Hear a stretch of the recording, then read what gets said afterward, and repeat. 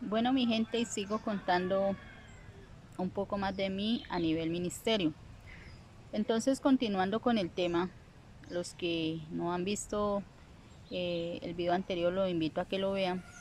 Después de ese incidente de, del departamento de escuela dominical y al ver ellos eh, decidido que yo ya no era más maestra de escuela dominical y tenerme en reemplazo y todo eh, el alboroto que se formó ahí y cómo la gente ese día me miraba como en modo de acusación, a lo cual yo me sentí muy mal, muy triste, muy decepcionada porque pues yo no había cometido la falta, eran otras personas, pero pues repito, yo ese día casi grito cosas pues para que todos se dieran de cuenta, pero yo literalmente sentí que una mano tapó mi boca y que me dijo váyase, porque yo me quería defender en ese momento frente a las miradas acusatorias ese día de tantas personas.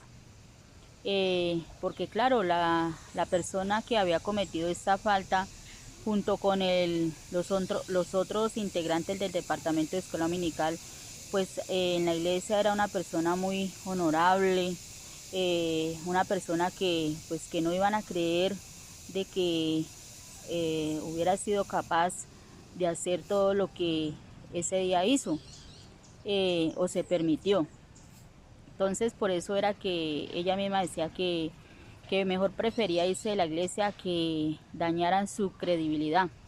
Pero mi gente, el hecho de que estemos en una iglesia no quiere decir que algún día nosotros podamos actuar bajo la carne, caer bajo este pecado, perder la luz y perder la sal y actuar bajo las obras de la carne, como lo dicen en el libro de Gálatas. Lo que pasa es que a veces cuando llegamos a una iglesia, nosotros llegamos con una mentalidad de que la iglesia todos son perfectos y que todos van a vivir bajo el Espíritu y que nadie en algún momento de ahí mismo nos va a injuriar, calumniar o nos va a descubrir mentiras o toda maldad que en ese momento, repito, por perder su luz y su sal y vivir bajo la carne, pues se ven reflejadas, ¿no? Es imposible. Es imposible vivir, perder la luz y la sal y vivir bajo la carne y aparentar o querer vivir en una iglesia o en el lugar que estemos demostrando unos frutos que no tenemos. Entonces yo me fui y pasó mucho tiempo, yo me fui para la casa y duré mi gente un mes llorando, un mes. Y yo me metí en el secreto a orar y yo era más que orar, era llorar. Y me acordaba aquel tiempo cuando Samuel lloró la muerte de Saúl y cómo Ana lloraba con ese quebrantamiento de alma.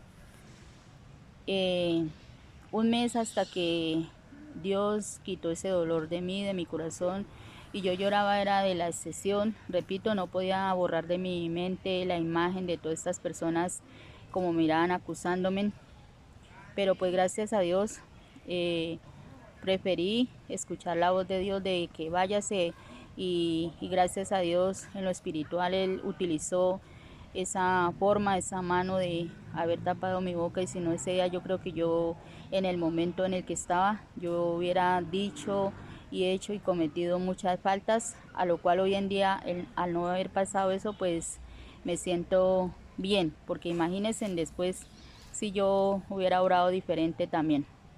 Entonces, eh, después de ese mes ya no lloré más y repito, yo sabía que esa era como se dice, la copa que rebosó el vaso.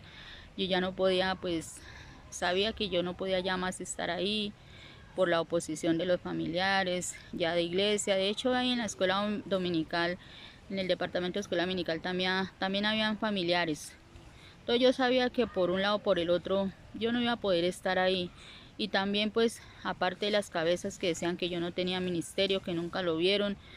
Entonces tomé la decisión y dije no más, me retiro de acá con el dolor de mi alma. Y esperé que de pronto alguien de esa iglesia me buscara, hablara conmigo, con mis hijos, al menos nos dijeran aquí estamos con ustedes, como ese apoyo, ¿cierto? Pero no, nadie lo hizo. Pasaron 4 años o han pasado todos esos años y nadie lo hizo, nunca nadie lo hizo, ni siquiera las cabezas. Y de ahí en adelante pues ya yo me encontraba con gente de ahí mismo de la iglesia y yo podía mirar aún más el rechazo. Si venían por un lado, se pasaban para el otro, volteaban la cara. Mejor dicho, muchas cosas más. Entonces yo dije, bueno, qué tristeza, pero Dios está vivo, Dios está conmigo y seguiré adelante. Entonces fue ahí donde siempre yo he utilizado redes sociales para enseñar de Dios. Y con todo eso que me pasó, pues me llenó más de fuerza, de fortaleza para decir, bueno, ya no pongamos más reflexiones así escritas, sino que hagámoslo en video para que la gente la escuche, les edifique, con mis testimonios también les enseñen a más adelante de pronto si están en una situación como la mía, cómo actuar. Quizás un día lo necesiten y eso es lo que hago actualmente. Entonces hoy en día le doy gracias a Dios porque ya me cerraron las puertas en una iglesia, me bajaron de un altar, me dijeron que yo no tenía testimonio, me excluyeron de ministerio de escuela dominical, pero sé que Dios nunca me ha excluido, siempre está conmigo y me llevará a donde Él quiere que yo esté. Y siento su respaldo y su amor y su protección para mí y mis hijos. También en el área ministerial 2 veces intenté hacer células o he hecho células donde he vivido, he tenido unos grupitos más o menos grandes, pero siempre pues se ha estancado, se ha acabado porque me ha tocado que cambiar de dirección, de residencia, y en otro fue porque en ese grupo donde estábamos pusieron como una cantina en una esquina y entonces ya era imposible y la cantina quedaba al pie de mi casa, como a 2 casas, entonces ya la gente que iba allá empezó, o sea, había incomodidad, no se podía pues hablar de hacer la célula porque pues la bulla la prendían tipo 5 de la tarde hasta la madrugada y las personas que iban allá salían, se que salían de sus trabajos tipo 6:30, 7 de la noche. Entonces hubo ese impedimento y luego yo también me fui de ese lugar. Entonces, pero sigo dispuesta a donde Dios me lleve, me ponga, donde esté enseñando, predicando la palabra de Dios, orando por las personas. Cuando Dios lo pone en mi mente, en mi espíritu, que me habla, lo hago. Y como les decía en un video anterior, pues hicimos de nuestra casa como iglesia, porque hacemos el altar familiar con mis hijos, hacemos ayunos los sábados o entre semana. Yo programo ayuno, yo le digo a mis hijos, bueno, voy a ayunar tal día, ¿quién me va a acompañar? Y cantamos, adoramos a Dios y ¿qué? Y no necesitamos de una iglesia para recibir el respaldo de Dios. Porque la palabra de Dios dice que donde hay 2 o 3 congregados en el nombre de Él, de Jesús, ahí está en medio de Él. Y nosotros somos más de 3, entonces, más de 2, entonces sé que Dios está con nosotros.